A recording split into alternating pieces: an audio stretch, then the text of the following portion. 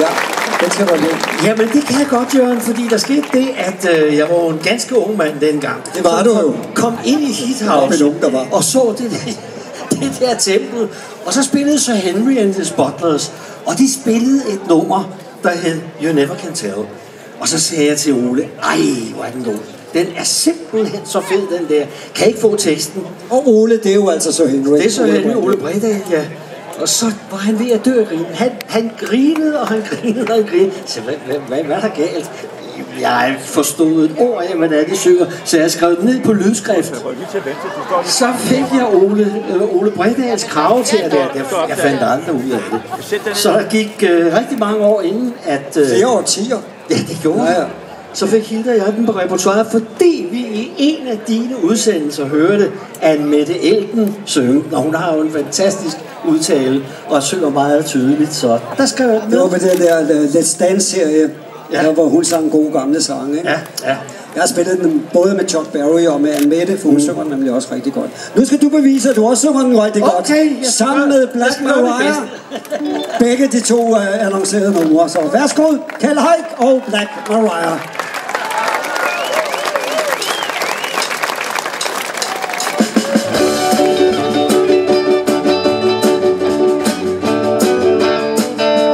Teenage wedding and the old folks wish them well.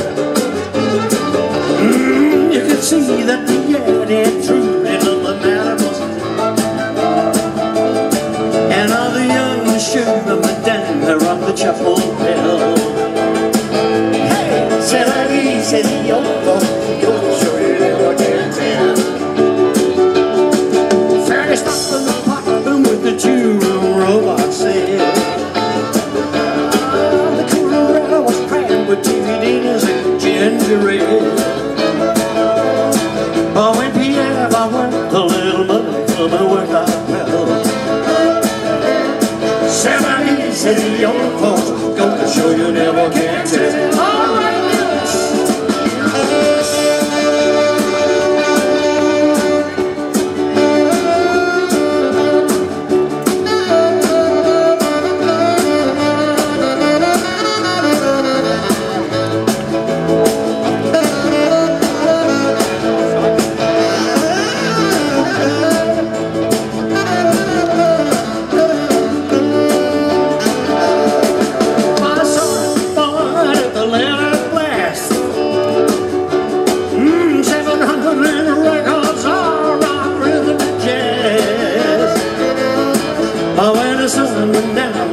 tempo of the music fell.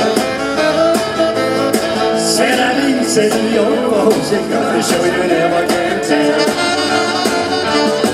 They had a line by phone, oh honey, let it blast.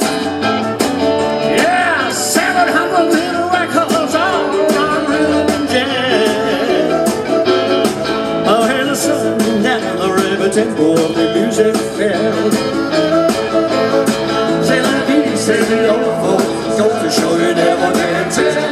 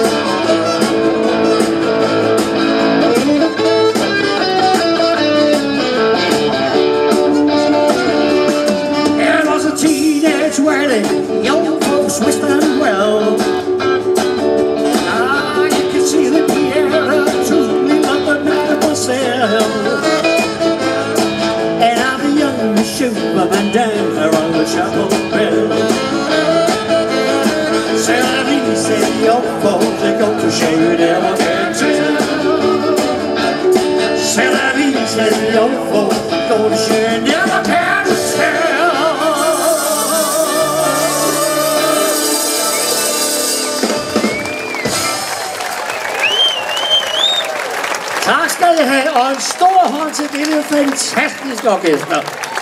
Spiller de ikke fremragende? Jeg kan ikke høre, hvad jeg siger. Sådan! Jamen altså. Nå, nu skal vi se en af de helt store rockklassikere. som jo har virkelig en fortid med nogle af de allerstørste stjerner. Elvis har sunget den. Ja, faktisk så er den sunget af stort set alle de rockstjerner, der findes. Og det sidste, det var med Paul McCartney, der sang den her fantastiske klassiker. Så er I klar til... I er helt klar?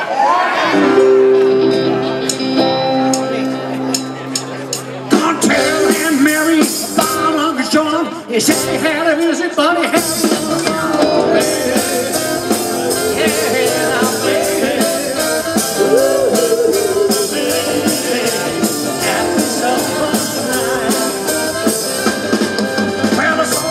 John with the long tall Sally. He saw Mary coming and he dropped a knee and her baby.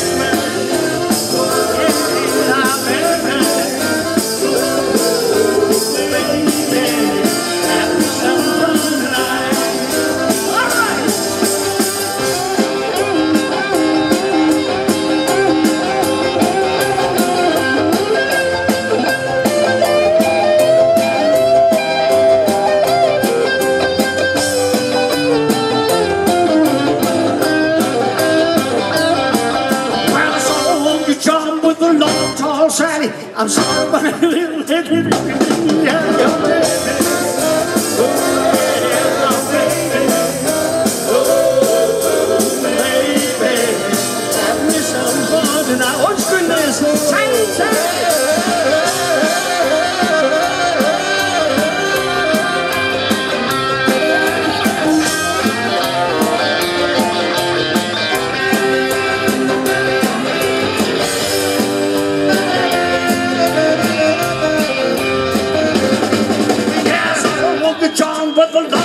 Sally, he saw Mary coming and he looked right in the alley away.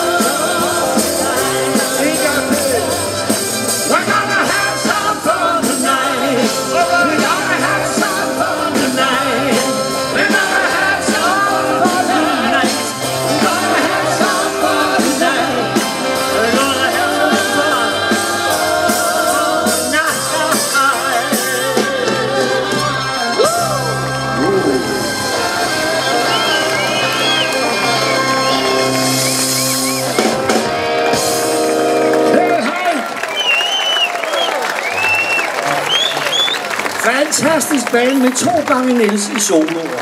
Giv dem lige en hånd. Ja, det fylder noget, når vi også får sådan et stort orkester på scenen her. Så, og det lyder rigtig godt, Kjeld. Det har du glædet dig med, og det må du sige til Hilde også, når du kommer hjem. Ja, du kan jo stadigvæk det der rock'n'roll. Og jeg ved godt, du også synger det stadigvæk. Den der hører jeg dig i sidenhen. Ja, det skal du kunne det hele. Så, ja, du er også med i den, så tror jeg nok. Ja, det tror jeg nok. Du spillede jo rigtig lang tid i Hithouse, som jeg lige sagde.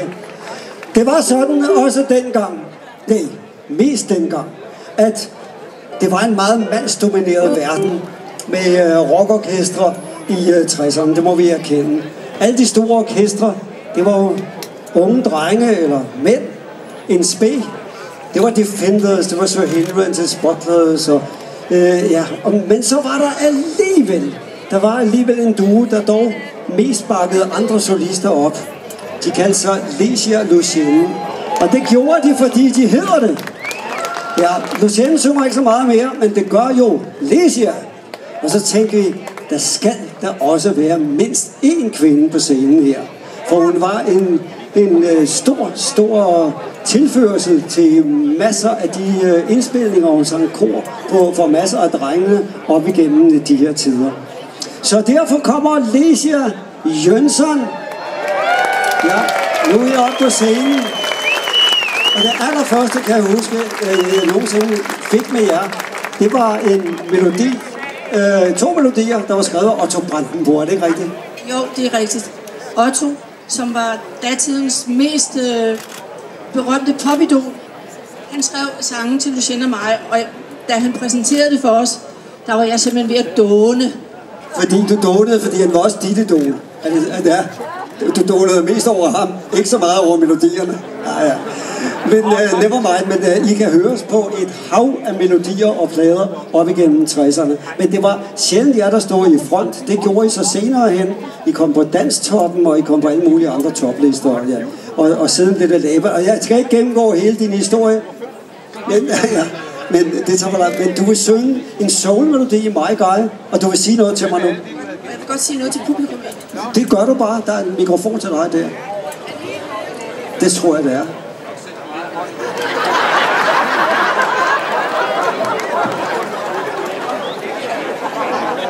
Det var bedre. Du kan sige noget. Er du med dernede? Han er med dernede, ja. Okay. Yes, okay. Sig din besked til publikum. Jeg kan bare fortælle, at jeg er ved at skrive en bog om dengang. Om Heat House, om Karusellen, og alle de steder, vi spillede på det tidspunkt. Vi spillede jo hele tiden. Og sikkert mange af jer, der er her i dag, I har nok også været lidt med derovre. Har I ikke? Og mange har været med. Wow! Der er alligevel mange, der også var. Det har jo rigtig godt.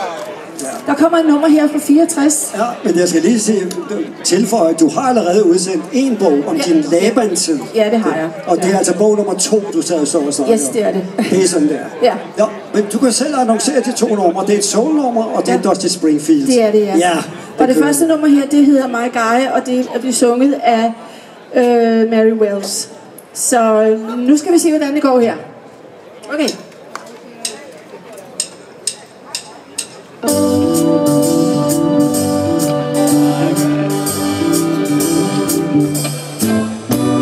Nothing you can say can tear me away from my guy. Nothing you can do, 'cause I'm stuck like glue to my guy. May not be a movie star like birds of a feather. We are the telling from the start. I won't be torn apart from my guy. Sing bare med på. Hey, nothing you can do can make me untrue to my guy.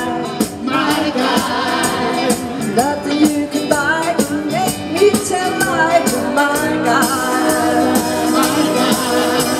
I gave my guy my word of honor to be faithful, and I'm gonna tell him from the start I won't be torn apart from my guy. As a matter of opinion, I think he's tough. In my opinion, he's the queen of the crush. As a matter of taste, to be exact, and he's my guy, just a matter of fact. No possible man could take my hand from my guy. My guy. No hands so fake to ever take the blame from my guy. My guy. He may not be a movie star, but when it comes to being happy, we are the star that made it to take. You can take me away from my guy.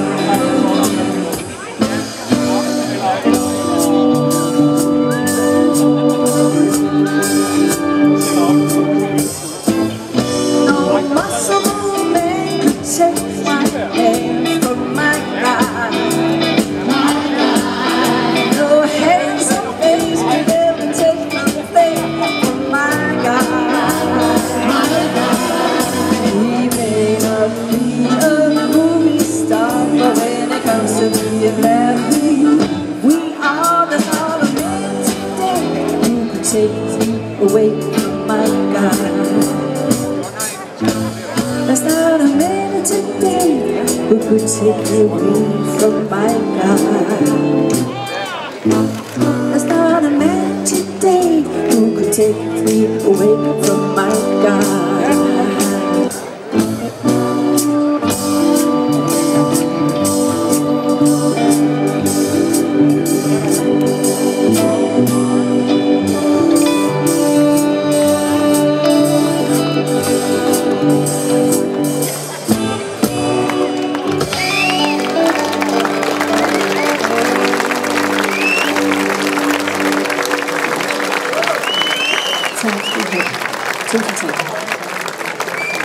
var faktisk rigtig svært dengang at være pige i musikbranchen. Og det har sådan set været alle år, jeg har været med. Nu er der begyndt at blive talt lidt om, at det er lidt svært, når mændene gerne vil dominere. Vi kan jo bare se her på scenen. Anita og jeg står her. Hvad er resten? Ja, det skulle være mænd. Ja. Den næste sang, eller min sidste sang her, det er et Dusty Springfield-nummer, som jeg synes kunne være en fantastisk sang af. Og vi har lavet lidt om på den, fordi den starter på en anden måde, men vi går direkte på af flere forskellige årsager. Så nu skal vi bare lige have trommeslageren med. Er du med på vores kick? Okay, jeg får lige en tonal. Ja, tak. When I said I needed you, and you said you'll always stay, it wasn't me who changed, but you, and now you're gone away. Can't you see that now you're gone, and I'm left here on my own, and I have to follow you and beg you to come home. You don't have to say you love me, just be close at hand. You don't have to stay forever, I will understand. Believe me, I can't help but love you. But believe me, I will never tie you down. Love was just a memory. Now she's dead, and so are we.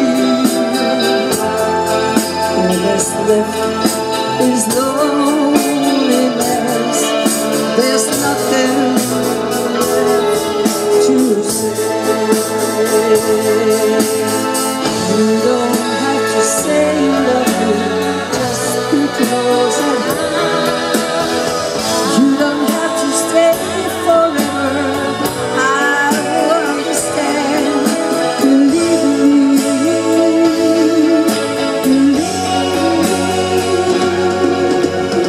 you don't have to say you love me, just be close at hand. You don't have to stay forever, I will understand.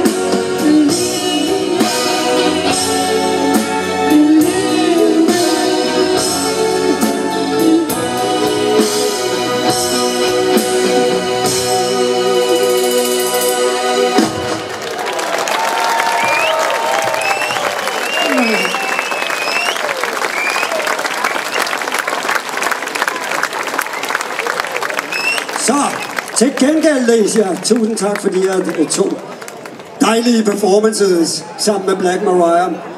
Og til gengæld, fordi du er kvinde, så skal du have blomster også. Ja, det får mændene ikke. Og så skal du have Thomas Djurups dejlige hithouse-bog med alt fra den gang. Og så vidt jeg husker, er der også billeder af dig, Lucienne. Ja. Tusind tak, Lesia. Det er Lesia en ordentlig hånd. Det er dejligt, at du kommer og sang de der to pigemelodier. Bortset fra You Don't Have to Say You Love Me, den er altså også indsunget af Elvis, og det er en italiensk melodi. Men det var Dusty Springfield, der lancerede den på engelsk. Se, masser af de år, vi har lavet de her koncerter til ære for Hithouse-koncerterne her på Frederiksberg, der har vi jo haft The Rocking Ghost med. Det har vi så for en gang skyld ikke i år. Ja, noget skal der jo ske, og så har vi til gengæld 4 andre gode orkestre. Black Mariah står her, men vi har forsangeren i Rocking Ghost. Og John, Du kan bare komme nærmere. John, du skal både fortolke Neil Sedaka, og så skal du fortolke Roy Orbison. Og jeg har sådan stærkt på fornemmelsen, at det er nogen, du også synger, når det er Ghost, der spiller. Men her kommer det til at lyde lidt anderledes, for det er nemlig